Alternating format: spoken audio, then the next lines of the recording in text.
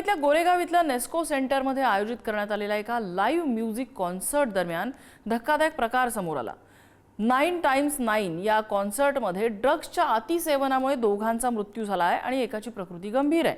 या प्रकरणात पोलिसांनी 6 जणांना अटक केली आहे। मात्र एवढ्या मोठ्या कार्यक्रमात ड्रग्स पोहोचतं कसं, बघूया स्पेशल रिपोर्ट।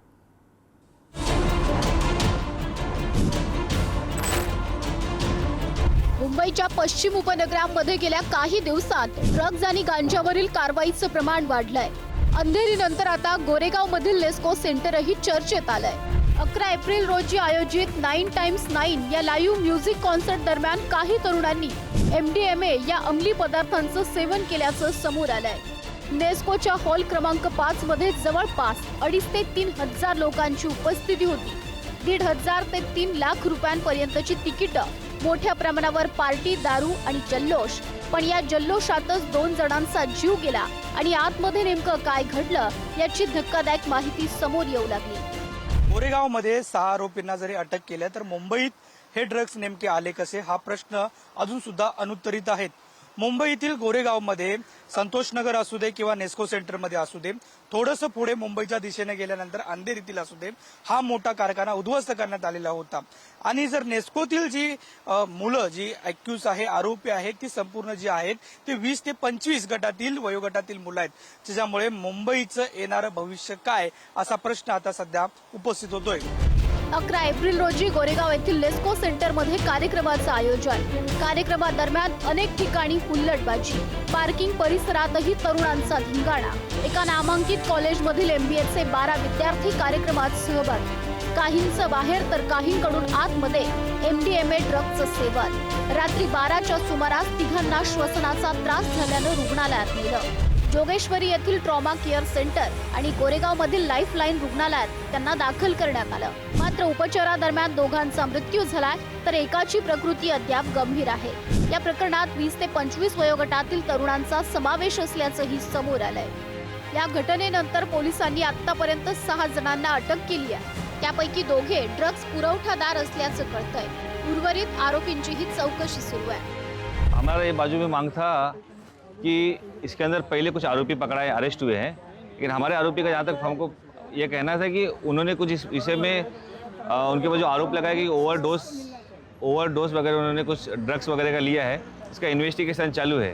तो इन्वेस्टिगेशन की वजह से और जो 4 आरोपी थे उनको 16 तारीख तक PC दिया गया है। तो उस हिसाब से इनको भी इन्वेस्टिगेशन में सहयोग करने के लिए 16 तारीख तक का PC रिमांड में लिया गया। सदर कार्यक्रमाच्या दरम्यान 3 मुलांना अस्वस्थ वाटत असल्यामुळे त्यांना हॉस्पिटलला ॲडमिट करण्यात आलेलं होतं। त्यापैकी 2 जे मुलं आहेत त्यांची डेथ झालेली आहे आणि एक जे आहे ते ॲडमिट आहेत। त्यांची तब्येत स्टेबल आहे। सदर याच्या अनुषंगाने आपण वनराई पोलीस स्टेशन येथे गुन्हा दाखल करण्यात आलेला आहे।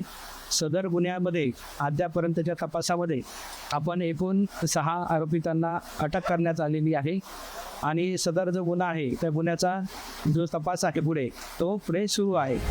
आणि या सगळ्या प्रकरणानंतर राजकीय वर्तुळातून प्रतिक्रिया समोर येतात। मला असं वाटतं याची तातडीने एक इन्क्वायरी झाली पाहिजे। मुंबईचे कमिशनर यांनी याची इन्क्वायरी देऊन महाराष्ट्राला आणि मुंबईला सांगितलं पाहिजे की काय नक्की तिथे घडलं। आणि हे जर पोलिसांच्या डोळ्यासमोर हे होत असेल हे अतिशय चिंताजनक आहे। याचा मी जाहीर निषेध करते आणि तातडीने गृह मंत्रालयाने याच्यावर ॲक्शन घेतली पाहिजे। मी जातीपातीवर महिलांच्या अत्याचारावर कायदा सुव्यवस्था तुम्ही काही करा, बलात्कार करा, तुम्ही भ्रष्टाचार करा, तुम्ही अनाचार करा, आमच्या पक्षात या, तुम्हाला संरक्षण ते आता इथे आले त्याचे माझा सागरला माझा बाप बसतो सांगणारे वाह्यात बोला, विभंजनकारी विचार मांडा। आमचं कोणी वाकडं करणार नाही, त्यांनाही असंच वाटलं असं आमचं कोणी वाकडं करतील आशीर्वाद कोणाचे ते पाहून घ्या। विरोधकांनी टीका करताच सरकारनं सावध पवित्रा घेत दोषींवर कारवाई करण्याचं आश्वासन दिलंय। आमचं सरकार हे संवेदनशीलपणे प्रत्येक घटनेला पकडत आहे। अशा व्यवसाय करणारे जे या ठिकाणी लोक आहेत, कोकीन, ड्रग्स वगैरे मोठ्या कारवाया सुरू झालेल्या आहेत। सरकारच त्या ठिकाणी मोठ्या प्रमाणावर सुमोठं या ठिकाणी मोठ्या कारवाया करतात। आधी तर कारवायाच व्हायच्या नाही, आमचे मुख्यमंत्री देवेंद्र फडणवीसजी यांनी प्रचंड मोठं जाळं तयार केलेलं आहे, ज्या जाळ्यामध्ये आता कोणी वाचू शकत नाही. किती छोट्या मार्गाने कोणी ड्रग्स आणले, कोकीन आणले, त्याला पकडले जाणार आहे. गेल्या 1.5 वर्षामध्ये मुंबई आणि महाराष्ट्राच्या पोलिसांनी मोठ्या प्रमाणावरती ड्रग्सच्या व्यवसायावरती, ड्रग्स पेडलिंगवरती कारवाई केलेली आहे. मोठ्या प्रमाणावरती रेकॉर्ड अशा प्रकारची ड्रग्सची जप्ती ही पोलिसांनी केलेली आहे. पोलीस या विषयामध्ये 24/7/365 हे कार्यरत असून, ऍक्टिव्ह असून, ज्या ज्या ठिकाणी अशा प्रकारचं ड्रग्स पेडलिंग हे त्या ठिकाणी सापडलं जाईल त्या ठिकाणी पोलीस त्याच्यावरती आपला घाव घालतील आणि अशा प्रकारच्या सर्व ड्रग्स पेडलिंगला कायमचं बंद करण्याचा एक प्रकारचा संकल्प महाराष्ट्राच्या सरकारने केलेला आहे. अंधेरीनंतर आता गोरेगावमध्ये घडलेली ही घटना मुंबईतील वाढत्या ड्रग्जच्या विळख्याची गंभीरता दाखवते. मोठ्या कार्यक्रमांमध्ये सुरक्षेची पातळी किती सक्षम आहे हा प्रश्न पुन्हा एकदा उपस्थित झाला. गोरेगावचा अगोदर काही दिवसा पहिलं अंधेरी या भागामध्ये पारसीवाडा भास्कर चॉलमध्ये 13,000 रुपयाने एक छोट्याशा खोली घेऊन त्या खोलीमध्ये 30 कोटीचा MDA ड्रग्स निर्माण केला जात होता. एकीकडे तपास सुरू असला तरी मुंबईसारख्या महानगरात ड्रग्ज इतक्या सहजपणे कसं पोहोचतं हा मोठा प्रश्न आहे.